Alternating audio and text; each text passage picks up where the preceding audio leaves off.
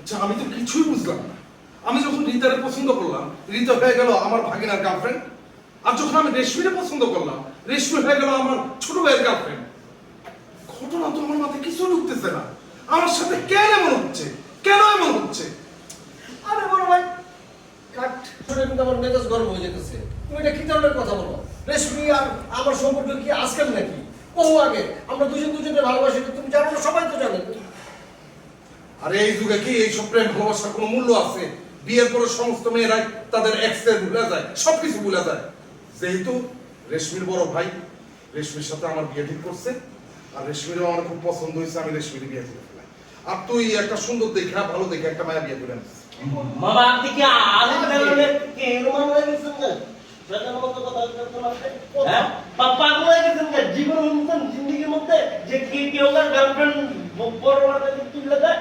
এই খবরদার, একদম চুপ থাক করলাম, নাহলে থাপড়ায় তো দাঁত ফেলাই দিন। আরে কেন থাকবে তুমি? রিয়েল কথা বলছে। কিসের রিয়েল কথা? সে কখন থেকে সে কথা বলতেছে, আমার মেজাজটা খারাপ করে দিতেছে। এমনি কিন্তু তোর উপরে আমার মেজাজ খারাপ আছে। কথার ভিতরে কথা ঢুকাবি না, বাম হাত ঢুকাবি না।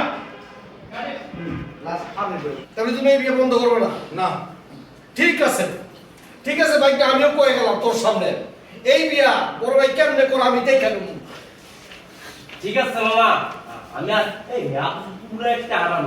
আপনি কেমন ছোট বেড়ে টুপিটা পরায়া তার গার্লফ্রেন্ড তো এই তোর জ্বালায় তো আমি পাগল হয়ে যাবো রে বাকিরা।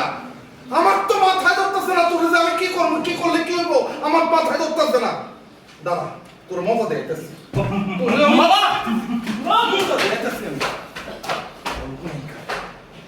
মাথা খারাপ হয়ে গেছে আমার।